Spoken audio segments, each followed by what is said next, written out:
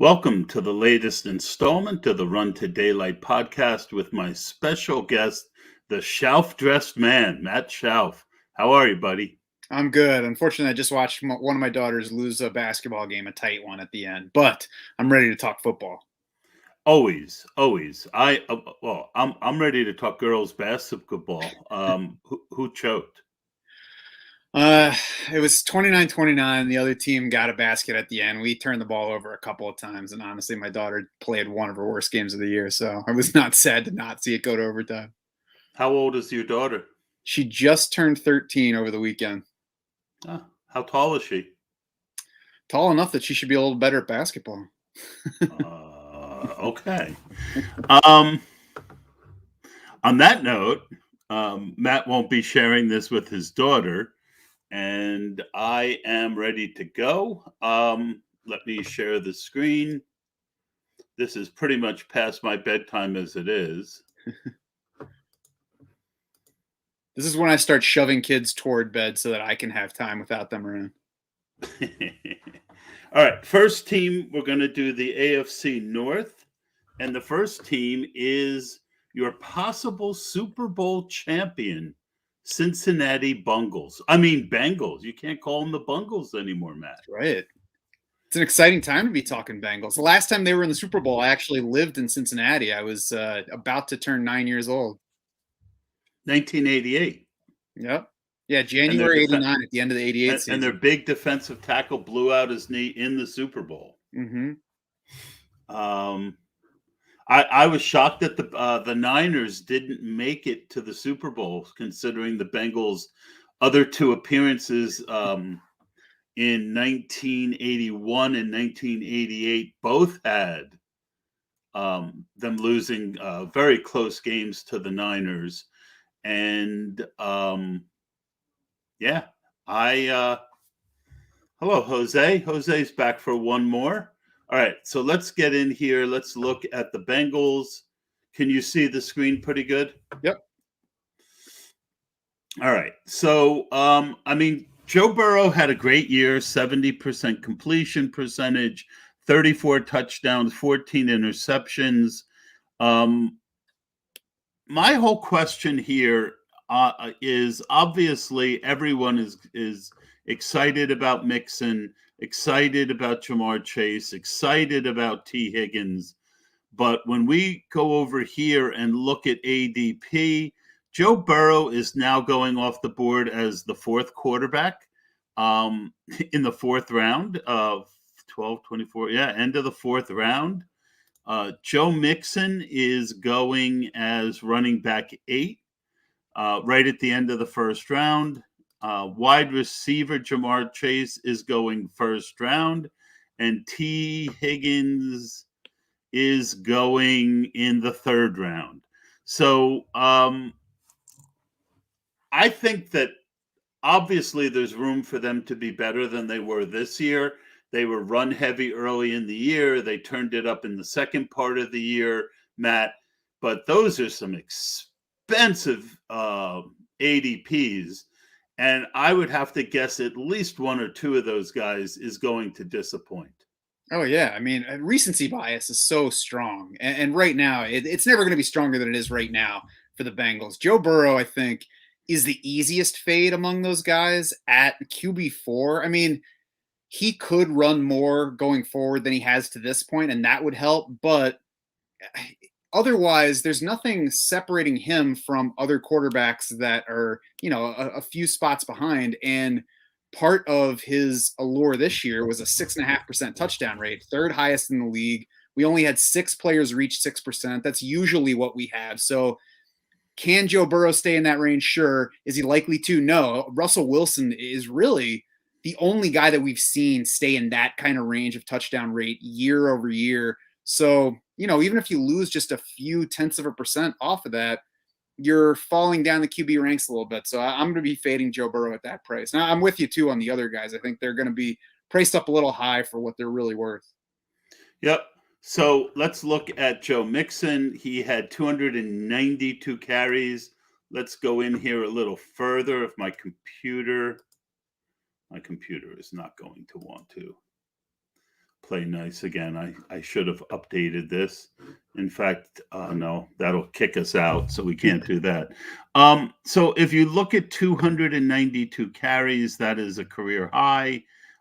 He also got 48 targets, which is the second most in his career, 42 receptions, second most in his career.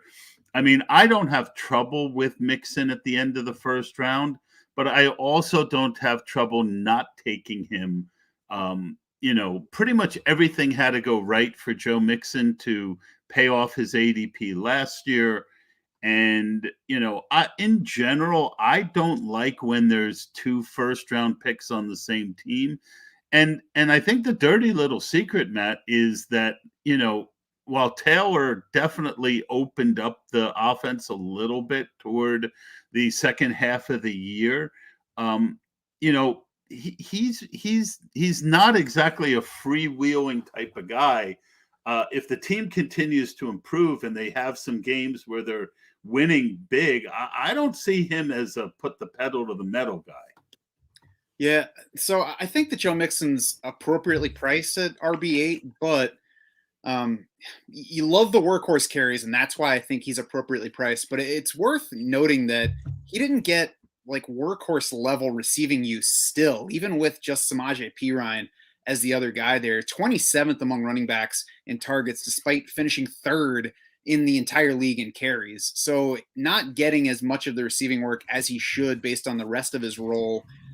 And he got pretty fortunate in touchdowns. 4.8% of his touches this year, Joe Mixon scored on. Every other year for him has been 2.9, 2.6, 3.2, 1.9. So we're probably going to see fewer touchdowns from Mixon, even if the Bengals stay good. And I think we all think that they'll stay good going forward. So ultimately, I think Mixon's fine where he's going, but there's a chance that the touchdown, that he has bad touchdown luck. There's a chance that he doesn't get more receptions. There's always the chance of injury. So, there are some things to, I guess, be aware of as you're weighing him against other running backs, just in case he climbs from where he is currently. Yeah, I mean, I will tell you that just looking at these ADPs, the one thing I will tell you is that I am inclined not to stack the Bengals. If that's the case. I mean, yes, Jamar Chase and Joe Burrow together crushed me in the final week of the FFPC tournament. It cost me, a chance at $100,000. I ended up coming in.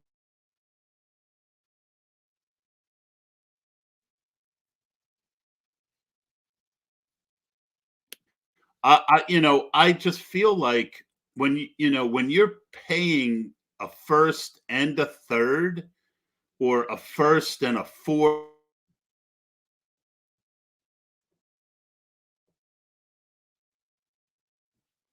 but I won't go into drafts thinking, yeah, I'm right where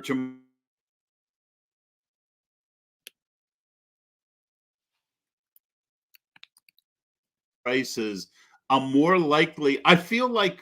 Let me explain that a little better. I feel like at least one of the four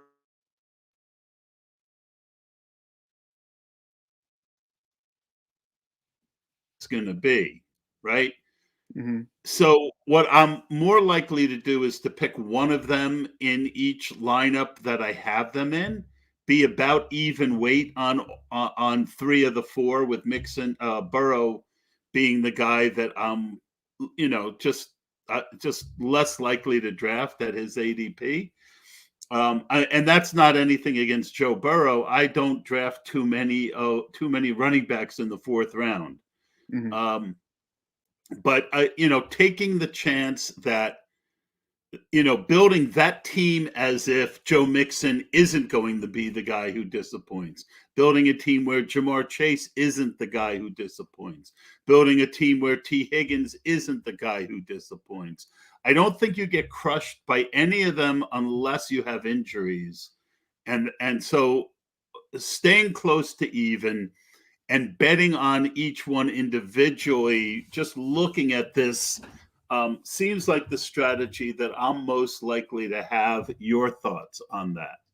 I agree. I mean, like I said, Joe Burrow's the one that I'm fading because he has to absolutely smash from his spot to make you regret not taking him in round 4. I think he probably comes down a little bit once we get all the rookies in, and we tend to see quarterbacks slide down the board some once there are more comfy picks we can make early. But if he's anywhere near that range among quarterbacks, I don't like him. I do think, I said Mixon is appropriately priced. I'm okay with where Jamar Chase is. He's probably not going to be quite as high in my personal rankings, but not all that different either after the season he just had.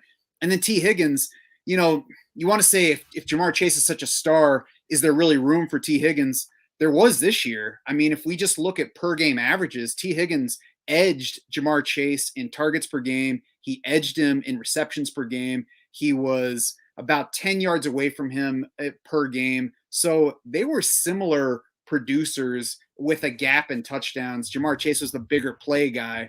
So there's a chance that those guys are closer together. I'm probably a little bit more likely to take Higgins than I am Chase this year, but I'm with you. I'm just not going to go overweight on Bengals, and I'm certainly not going to be stacking Burrow with a receiver if I have to pay, first 5-round prices to get that pair of players, because I just don't think that they're going to shoot the moon the way that they need to make that pay off. Yeah, I mean, just quickly, Higgins had a 13% advance rate, where 17 is average, and that was at a 6.1 ADP. Chase had a 19%. So even at the prices we were paying for them last year, they didn't crush ADP. Now, again, the reason I don't mind Jamar Chase as much is because he just puts up huge weeks, right? I mean, he's got that potential to put up a 3-touchdown week. Mm-hmm. But again, that's where I use win rates to kind of, I'll look at win rate, what they had last year. I'll look at, well, how much better can they be than last year? And then I'll look at their new ADP. And I just don't feel like I'm missing much if I don't chase them. For once, I made the joke without intending. Yeah, so that's my thoughts. Mm-hmm.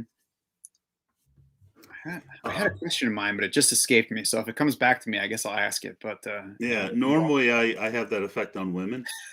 Yeah. So Tyler Boyd is 2.8 million in cap to get out of it. I don't see them wanting to get out of it. Chase, they're not gonna. Yeah, I mean, this is they've got plenty of money.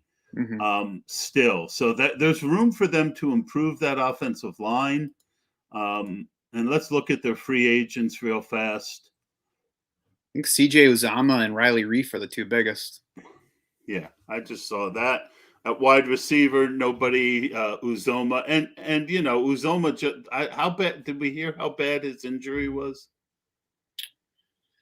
I don't remember the severity of it. What did? I think he has a chance to play, but I don't remember honestly. Okay, so it's nothing that will affect next year. I mean, I think he's more likely. Again, they've got the money. I don't see why he wouldn't end up back in Cincinnati. If let's just look real quick. Yeah, he does have a chance to play, so it can't be too serious. Oh, I should have refreshed this, but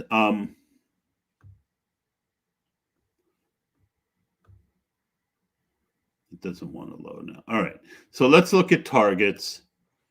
Jamar Chase had 128 in 7. Where's targets per game? Well, but we had 128 in 17 games, 110 in 14 games, so that was pretty even. 48 for Joe Mixon. I mean, I think it's just hard to envision both of them increasing enough to where one of them ends up crushing without an injury. Mm-hmm. Yeah, and the Bengals did pick up their pass rate for a little bit, but then they dipped once again. They ended up finishing the year 13th in neutral pass rate, so it's not like they went super pass heavy. I say neutral, that's from rbsdm.com, and as far as I know from the math, I don't get deep into the weeds on it, but as far as I know, it takes out situation just to measure how often they're passing when they don't need to, when they're not trailing. So the team with Jamar Chase, with T. Higgins, with Joe Burrow was just 13th in pass rate in neutral situations. You would think that that offense would want to be a little bit higher than that. Maybe we get that picking up a little bit in, an extra season past Joe Burrow's knee injury, but I don't know that we can assume that heading into it. All right, so let's move over to the Pittsburgh Steelers. And you know what? I'm going to close this out. I'm going to come back and just give me a second. Let me get out. I'll be right back.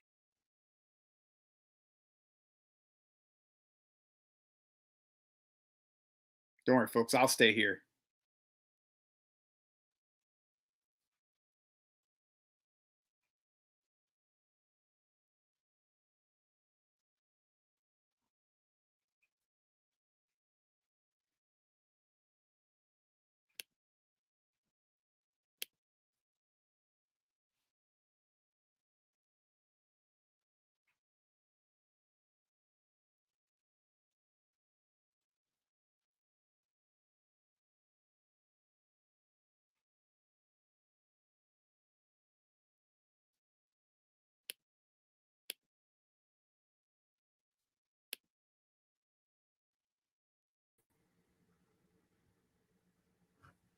All right, you there?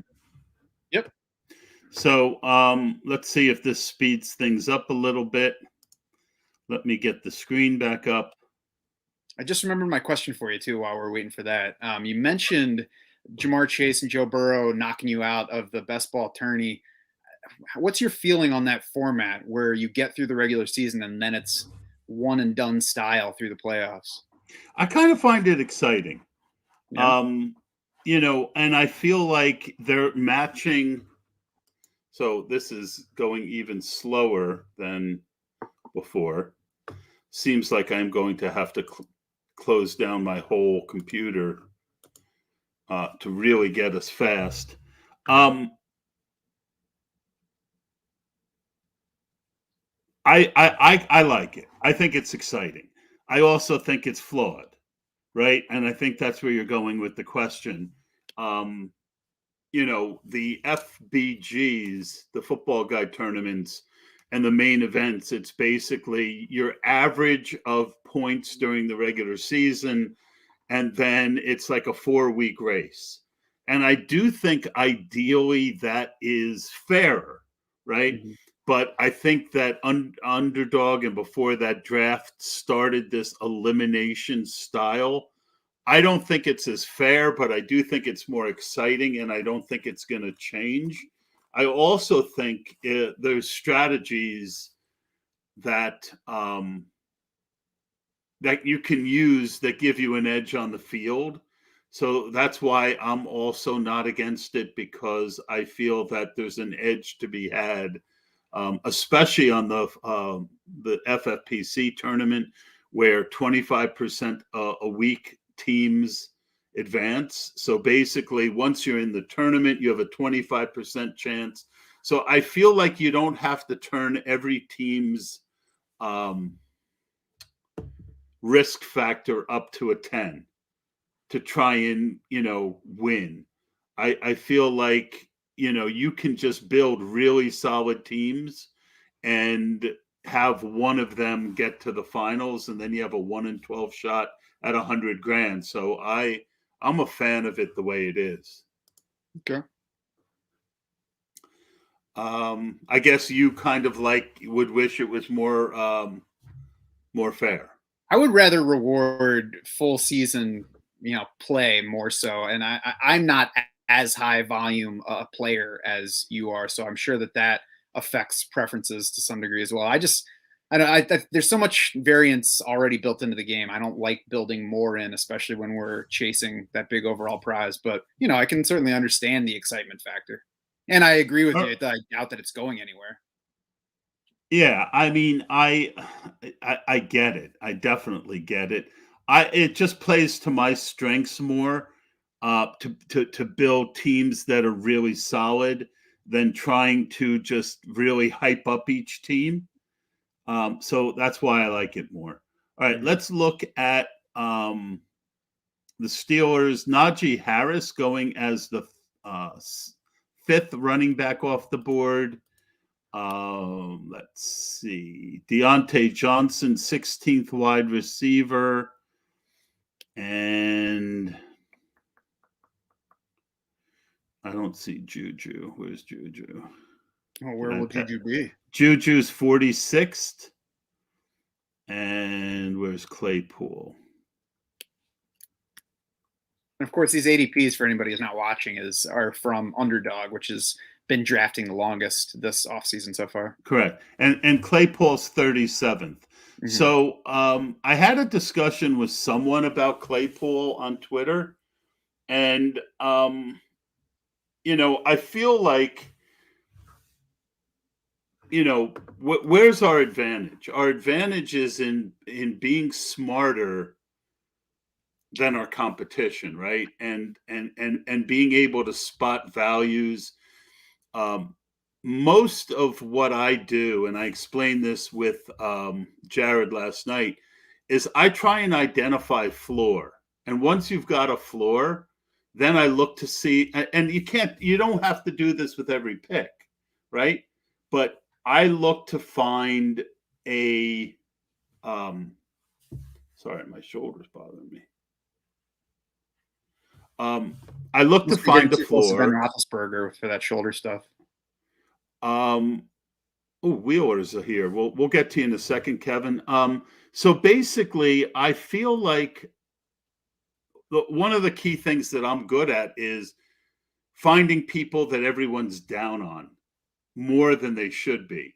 For me this year, Debo is the perfect example that I used last night, right? Everyone had Ayuk here because that's what the last thing they saw, and Debo was here. Mm-hmm. When really I felt like Debo was the more talented player, 3-round discount, no brainer, right?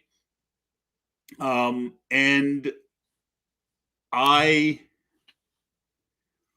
feel like with Claypool, the first thought is, well, Ben's retiring. That's bad. Well, it's bad for Deontay Johnson, and it might be bad for Najee Harris because Ben couldn't get the ball down the field. But a guy like Claypool, I don't know. And we got a question from Kevin. Any feelings on who the Steelers quarterback will be? I mean, the first thought that came to my mind was Kirk Cousins, but then I realized that he's probably not going to be traded based on his salary cap hit. So I don't know who the Steelers quarterback's going to be. Maybe it'll be Ryan Fitzpatrick. But I do know that anyone is going to be an upgrade over Ben as far as arm strength, ability to get the ball down the field at this point. And I think that's Claypool's game. So I'm out of those guys, I'm most interested in Claypool still. And he played the fool too much this year. So again, people are down on him because of that. Your thoughts? I would say between them, just because of price and not knowing who the quarterback's going to be, I would take Claypool at wide receiver 37 over Deontay Johnson at wide receiver 16. I have no idea how the quarterback's going to get sorted out. I mean, if you had to bet money on it right now, the best line would be on Mason Rudolph. And I think we all hope that the Steelers aren't going to go in with him as the starter, but it's certainly possible. They clearly, to this point, they believe in him more than the rest of us do. Otherwise, he wouldn't still be a Steeler. So we have to consider that a possibility. I don't think that would be good for anybody. But the prices between them, I would prefer Chase Claypool. Honestly, I'm probably not particularly chasing either wide receiver right now. Yeah, I feel like, Juju's the one that, in a 5th round or 4th round, how high is that? Juju. Oh, he's going later than that. Earlier, you mean? No, Juju. He's going. Yeah. We're talking Deontay Johnson? Yeah. Why can't I find anyone today? There we go. Wide receiver 16th, beginning of the 4th round. I mean, he's fine there, but I don't feel that, he's not a spike week guy. So right. I don't, Mike right behind Mike Evans and in front of Ridley and McLaurin and DJ Moore and Godwin.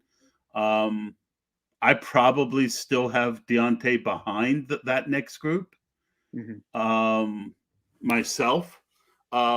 Wheeler doesn't want us to forget Pat Freiermuth, and Freiermuth right now, you're not getting a discount. Wide receiver, tight end 10. So there's a lot of mouths to feed. I like the talent, but I don't like the ADP right now. Yeah, I mean, tight end just gets kind of ugly beyond that. And Noah Fant could slip and become a big value if he realizes the talent and if they commit a little bit more to him and a little bit less to Albert O going forward. But I guess that's the concern. So new coaching staff there. We'll see if they handle it differently. Yeah, exactly. That's a very fair point. Let's look at the stats real quick. So Naji had 307 carries and 94 targets. I mean, that is elite workload. I don't know. What were your notes on Naji? Yeah, I mean, he wasn't all that efficient, 35th in rushing DVOA, 40th in receiving DVOA, but it doesn't matter if you're going to finish second in the league in carries and tied for the running back lead in targets. You don't have to be all that good on the field as long as you're getting the ball. And I don't see why that's going to change. They were also middle of the league in situation neutral pass rate. So they clearly realized that leaning on Ben Roethlisberger was not the way to go. And I doubt that they're going to find a quarterback this offseason that they feel comfortable leaning on. So we should expect a bunch more touches for Najee Harris. I don't have an argument against him being in the middle of round one. We'll see where things go. I guess the argument is maybe he gets hurt. That's the case with any running back in round one. Yeah. And, I'll also say this is a good offensive line draft, and they have one of the worst offensive lines in the league. So, could we see them bring in an offensive lineman in free agency and then one or two in the draft and upgrade the unit, and that helps Najee? I mean, that is a path to him being more efficient. Yeah, and I mean, we saw last season he can be excellent in fantasy without even being all that efficient. Correct. All right. So we don't dislike Najee. Let's look at the targets. So I guess the other thing is, again, 169 targets for Deontay. I mean, you get, and look at Claypool, 105 targets, but only 59 catches. Where's the catch rate? 56.2% catch rate. I mean, that's very appealing to me, right? You look at 56.2, Juju 53.6, and look, I'm not convinced that Juju's going to be there. I mean, people act like he's going to be. He signed one of those contracts because he didn't find what he wanted in free agency, and he didn't put up the year he wanted. I think at this point, if I'm Juju, I want to go somewhere else. You talk about the quarterback. You're never going to get with three other good targets and no quarterback. I mean, if I'm Juju, I'm like, please, anybody offer me anything to go elsewhere. Yeah, I mean, it seemed like he had similar money offered in Baltimore, and I guess there's an extra layer if you're a Steeler thinking about going to Baltimore, but he got some kind of interest from the Chiefs. There's got to be somebody out there that'll pay close to what the Steelers would give him. So, I mean, you never know an individual's motivation, but I would think, especially with the transition at quarterback, it would be an offseason for him to try something different. Yep. All right. Anything else on the Steelers you want to discuss? I mean, I think it's interesting that James Washington is also a free agent. I wasn't as big a fan as some others were heading into the league, but there's at least, something different for him this offseason. Eric Ebron's a free agent. So, we'll see if he lands somewhere where he affects the value of the other tight end there. But there's going to be a good amount of change on that Steelers offense. It's going to be something to watch. To me, Deontay Johnson hasn't slid quite far enough to be a draft target yet, but I agree with you that Chase Claypool is starting out the draft season interesting.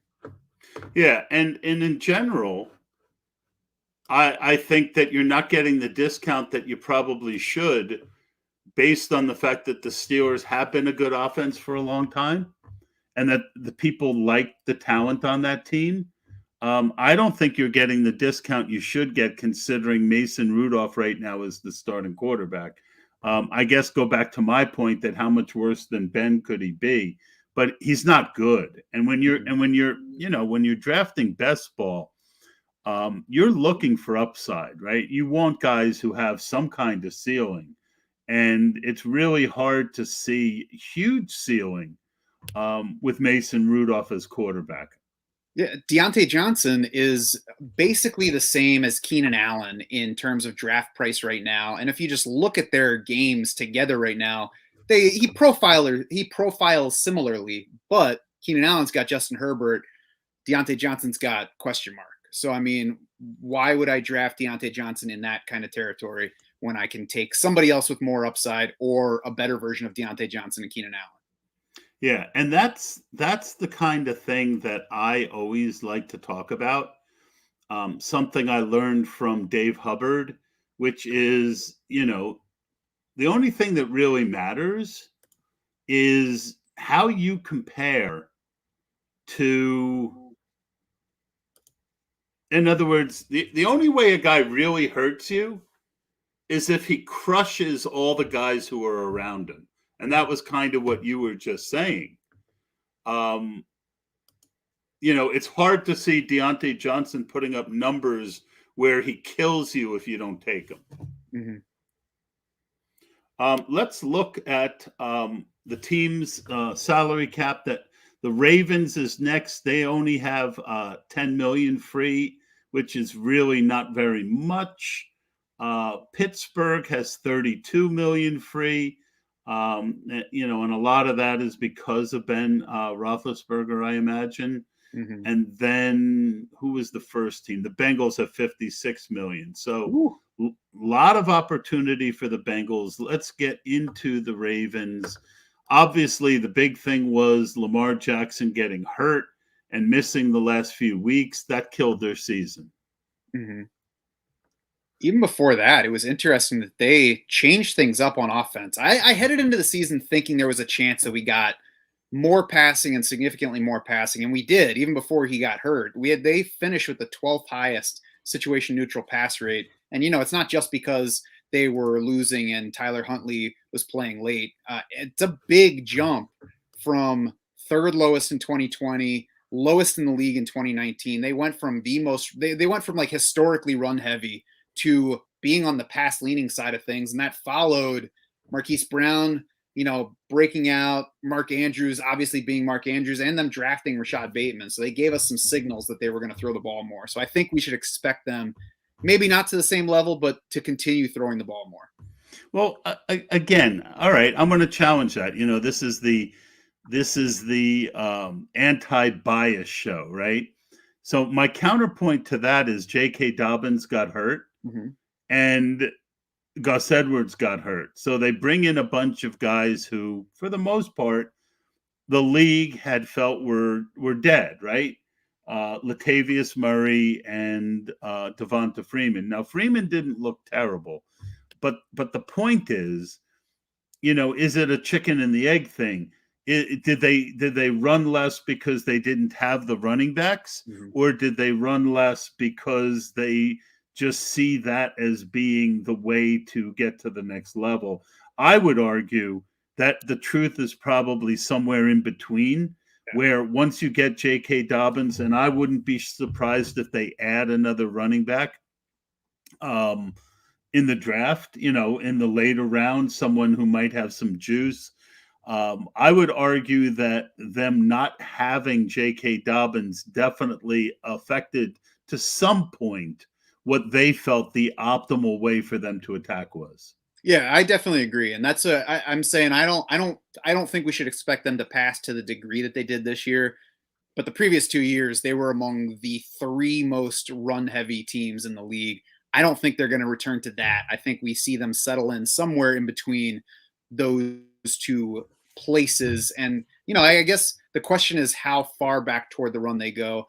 I think I'll be interested to see what the market thinks will be the case, because if they're close to expecting the Ravens of 2020, then I'll be above market on passing expectation for them. But I don't know yet what others are going to think. Mark Andrews on FFPC is going right near the end of the first round, all the way to the middle of the second round. The reason I like Mark Andrews so much was because he was a guy who had been going at the end of the second, beginning of the third the year before, and then you could get him in the mid fourth. I thought there was a lot of upside, and I was correct. At this ADP, I'm more likely to take someone like Darren Waller than I am Mark Andrews. I feel like I don't like drafting players at their ceiling, especially if you can get a guy as talented. And I do think Darren Waller is as talented. So I'm not a big fan of Mark Andrews tight end too. How about you? I agree. I got Mark Andrews wrong this season. And I said I thought that this was a team that could pass significantly more.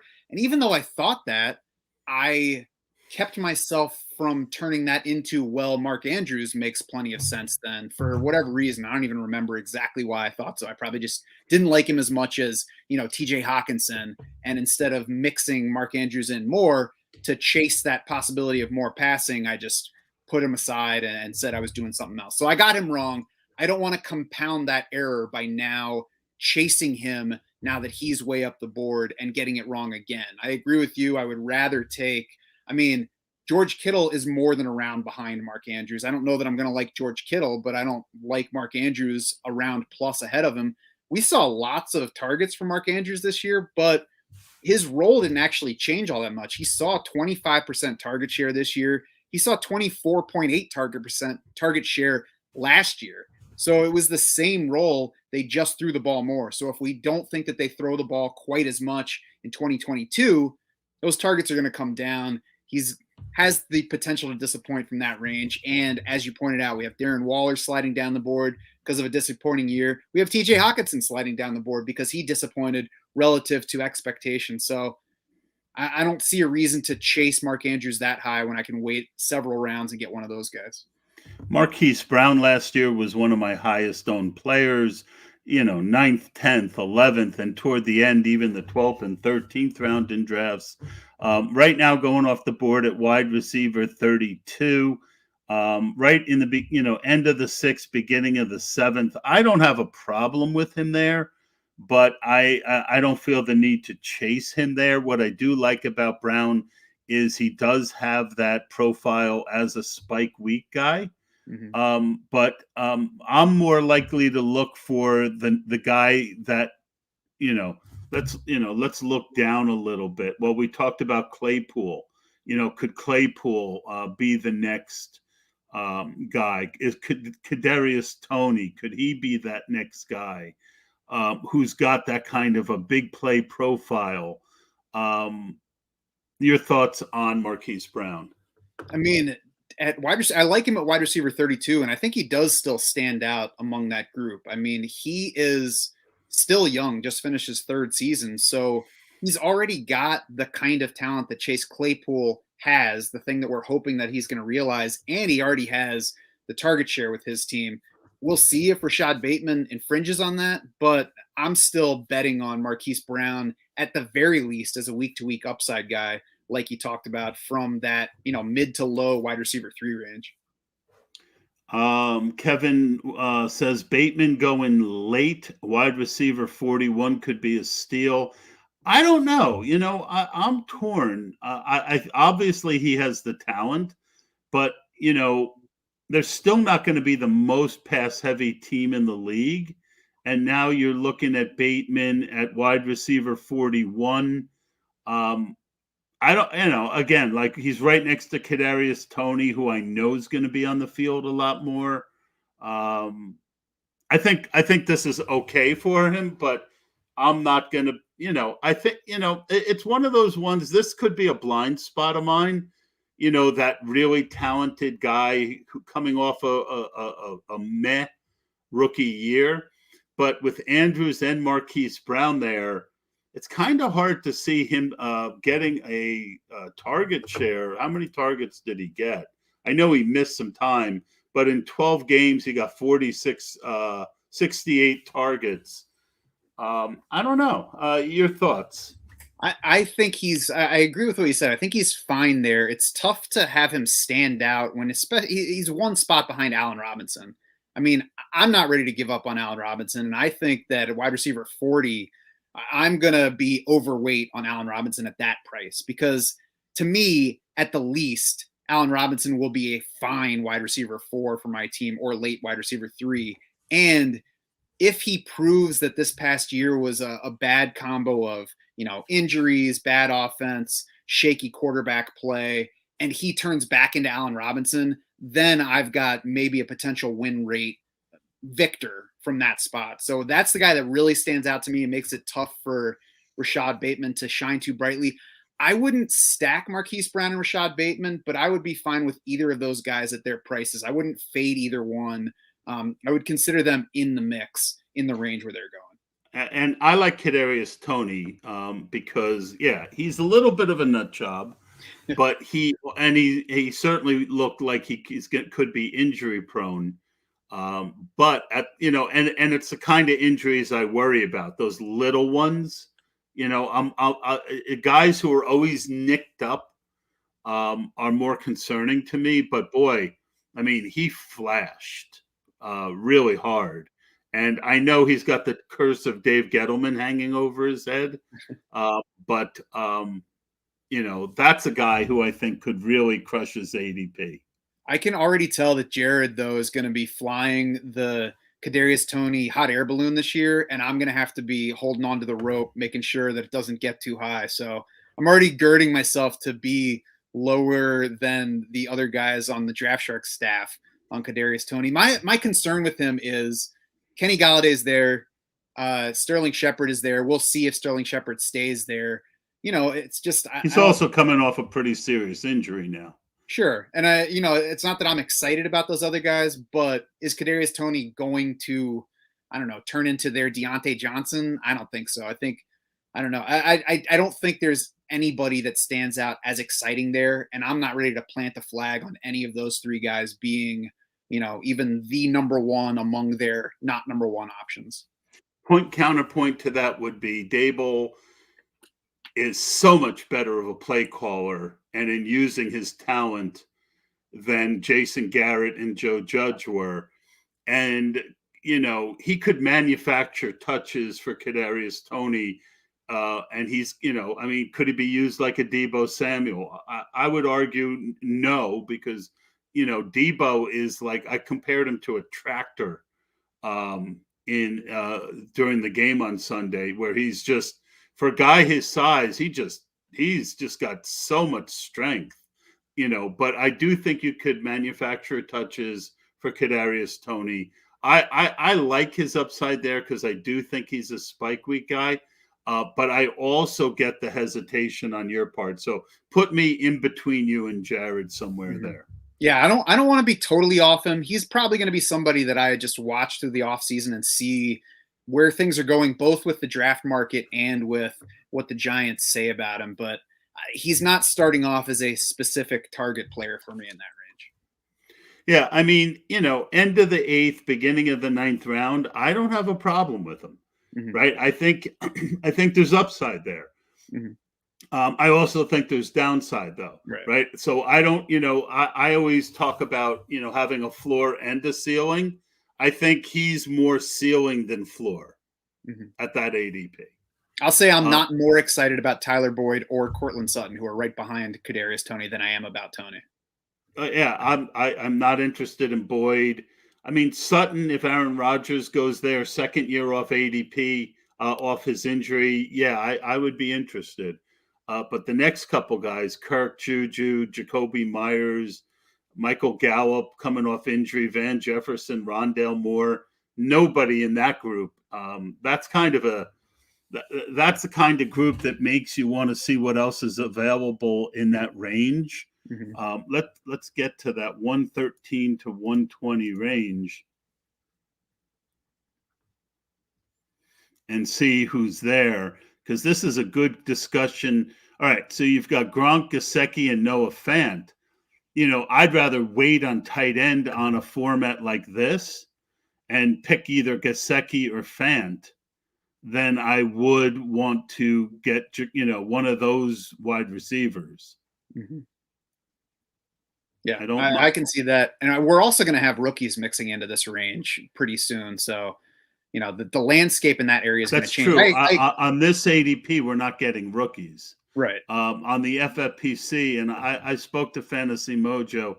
He really doesn't want me showing too much of the ADP from his site. Mm-hmm. So I will on some occasions, but I won't now. Mm-hmm. J.K. Dobbins, I think we need to discuss him. Coming off a major injury, where is his ADP?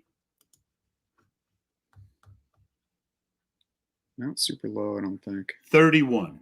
Yeah. So, I mean, that's right around where he was toward the end of last year, ahead of Aaron Jones. I won't fade him, but he's not a target for me. Yeah, same for me. And for just the reason you said, right ahead of Aaron Jones, I don't dislike him, but I can't get excited about him. And we're going to have to watch and see about the ACL. I don't think people are all that scared of ACLs at this point, and we probably shouldn't be, but we do have to watch them. And Saquon Barkley reminded us of that. Yeah, and I can get DeAndre Hopkins in that range. I can get Keenan Allen in that range. I can get DK Metcalf or CeeDee Lamb in that range. You can get Gus Edwards at RB40. He's going to be back as well, and same injury. Never mind. I don't want to discuss Gus Edwards. All right, let's go over to the Browns. Mm-hmm. But while we're doing that, let's look at free agency. Is this free agency? No. What happened to free agency? I had free agents. All right, I don't think there's anything too big from Baltimore anyway. I think Sammy Watkins is the biggest name that's hitting free agency for them. I was very proud of myself. I was going through my teams. Out of 70 or 60 or 70 teams in the FFPC that I drafted by myself, because that's what I'm studying first. Mm-hmm. I had one Sammy Watkins team, and it advanced. There you go.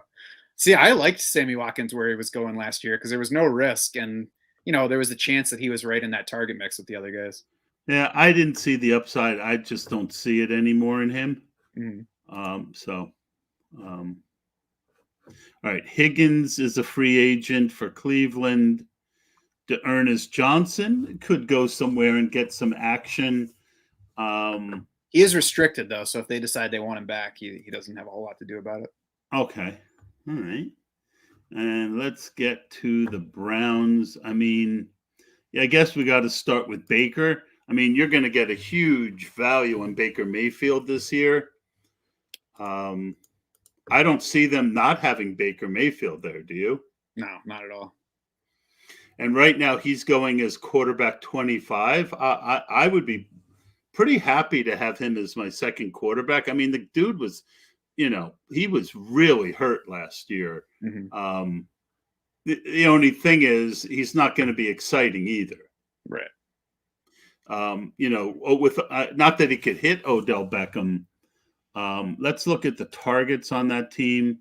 I mean, nobody hit 100 targets on that team. Yeah, it's tough to even tell what you can tell from them because their target leader was a guy who played 12 games, I think it was, for Jarvis Landry. So it's got to be different. I mean, they have to do something more passing. I also think they have to be in the market for a wideout this year because I don't think heading into the year with Donovan Peoples-Jones as your number 2 and Jarvis Landry as your number 1 is a good way to run an offense. Yeah, I would. Now, this is a perfect landing spot for Juju.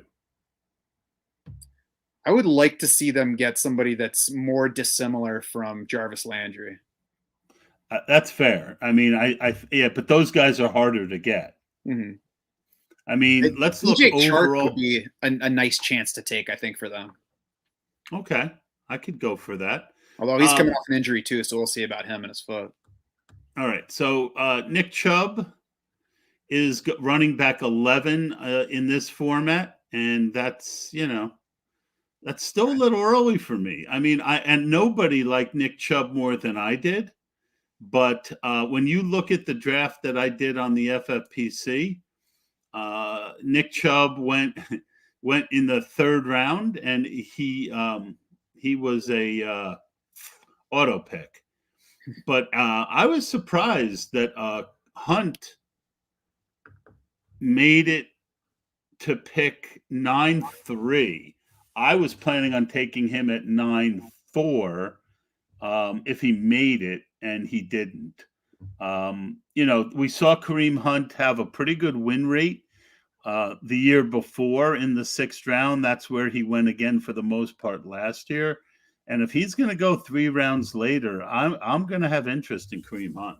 Yeah, round 9, it's a why not spot. I mean, he's in Tony Pollard, Alex Madison range, and he's going to get more work than those guys. Well, I guess we'll see about Tony Pollard, but at least similar to Pollard and more than Madison if Chubb stays healthy. And we've seen the upside. The big difference between last year and the year before, this past year and the year before for Kareem Hunt, is his injury coincided with the time that Chubb missed, so he didn't get time to be the lead back for any games. Otherwise, I think his role was pretty similar, and Hunt actually caught a few more passes per game this season than he did in 2020.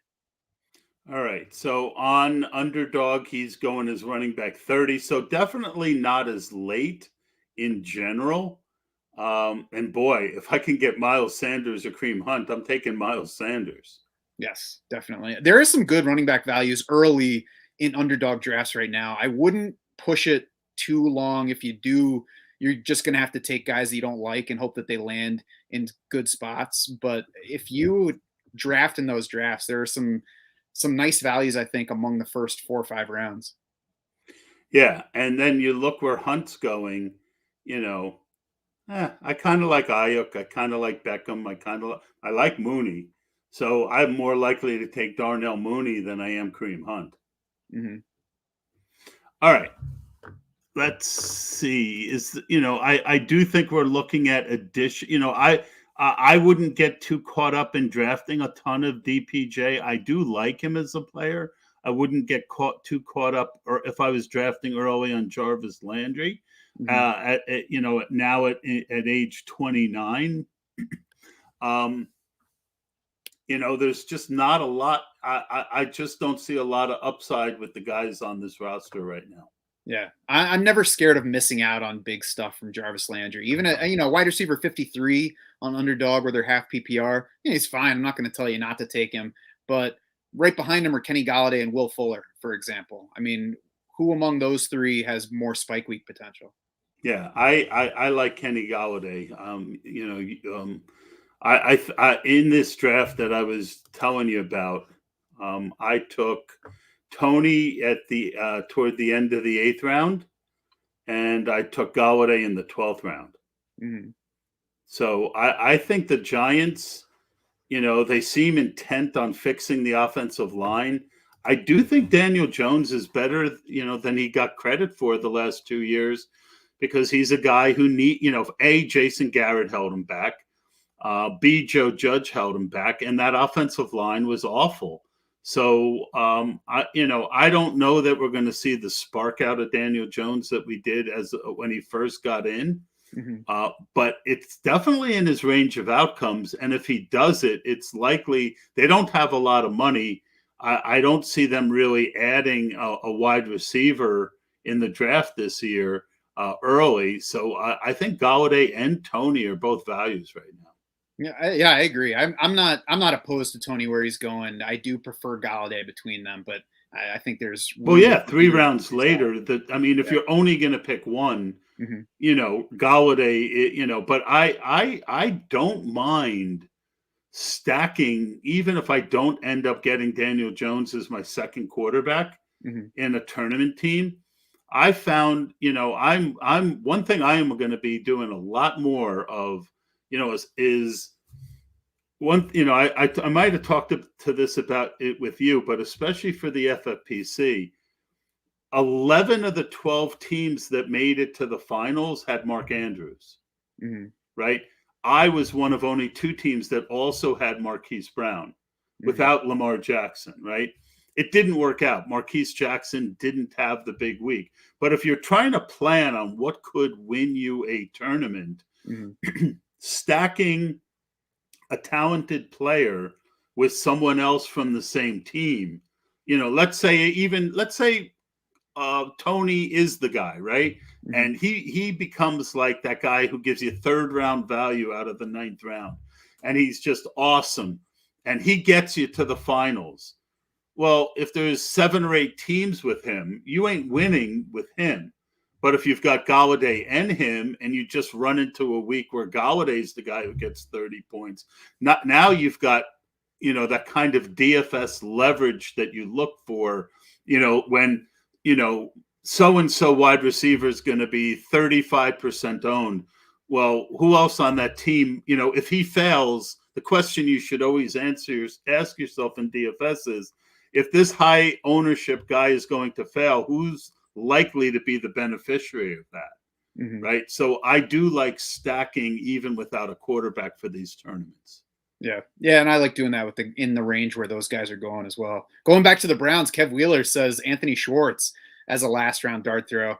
We'll see. I want to see what they do. They took him a lot earlier than I think any of us were expecting. Round 3 of the draft last year. I don't know. There's basically nobody in Cleveland that I'm ready to bet on right now, but I certainly can't argue with a late round Anthony Schwartz share. Well, and this is what I like, and I love when Wheeler shows up, because he's a very smart fantasy player, and the whole idea behind study hall is we're all studying together, even though Matt and I are the guys on camera right now. I don't think Daniel Jones makes it through the season. Do you want to explain that a little more, Wheels? I mean, injuries can be well. If you throw up another comment, I'll throw it up as to why you think that. But again, fixing the offensive line is one way for him to make it through the season. Mm-hmm.